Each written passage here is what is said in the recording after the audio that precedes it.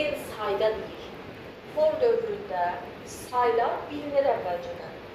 Məsəl üçün 1, 5 yazmışıqsa, o məlum məsələdir ki, mən hansı elementlər götürəcəm? 1-i, 2-ni, 3-ü, 4-ü. 4 dəfə dövr edəcəm, bilinir. Amma əgər daxil edilən ədəd neçə rəqəmlidirsə bilinmirsə, məsələn 4 rəqəmli də ola bilər, 3 rəqəmli də ola bilər, 4 rəqəmli də ola bilər. Bu kimi proqramlarda mən fordan istifadə etmirəm. Niyə? Çünki dövrün sayını bilmirəm əvvəlcədən, neçə rəqəmli olduğunu bilmirəm. Natural ədədin özünün rəqəmləri cəminə tam bölünüb bölünmədiyini çap edəyəm. Deməli nə? Yenə cəm deyir haradasa, cəm deyirsə əvvəlcədən S bərabərdir, 0 qeyd edirəm və daha sonra while-dan istifadə edəcəm. While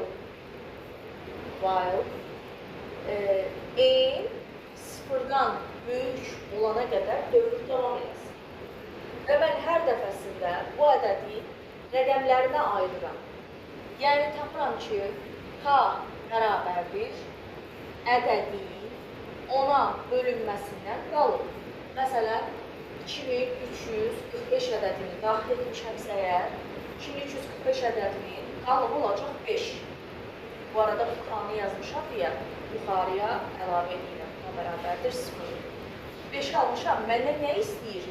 Özünün rəqəmləri cəmini. Yəni, bunu cəmləməliyəm bu rəqəmləri ki, daha sonra ən sonda yoxlayım. 2345. Yəni, bu ədədin rəqəmləri cəminə bölünürmü? Əvvəlcə cəmləyirəm. Yəni, hər dəfəsində aldığım qalığı S-in üzərinə gəlirəm. Aydın olur. 5-i topladım, 0-la 5-i.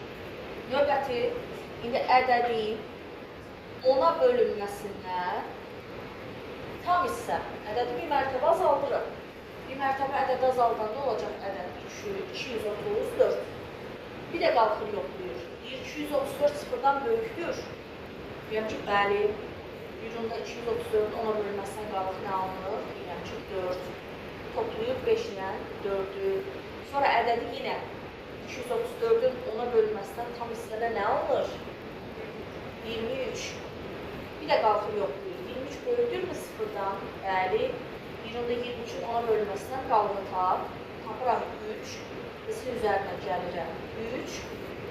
23-ün 10-a bölünməsindən tam hissədə nə alınacaq? 2. Bir də qalxır yoxlayır. 2 böyükdürmü sıfırdan? Bəli. 2-nin 10-a bölünməsindən qalıq nə alır? 2-nin özü kiçik olduğunu